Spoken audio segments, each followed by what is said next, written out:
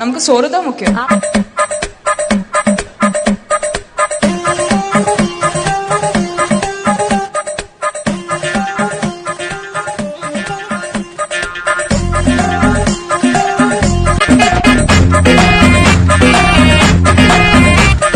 புது புது உணவை கண்டுபிடிச்சு தின்னா தாண்டா நானும் முன்னேறேன். எப்ப பார்த்தாலும் சோறு சோறு சோறுன்னு. சிங்கம் வேட்டையாடும் போது காடை செழிப்பா இருக்குமா, அப்பது பசியோடு இருக்கும் போது காடும் பட்னி கிடக்கணும். இந்த போறப்பு தான் நல்லா ருசிச்சு சாப்பிட கிடைச்சது. ஆஹா ஆஹா,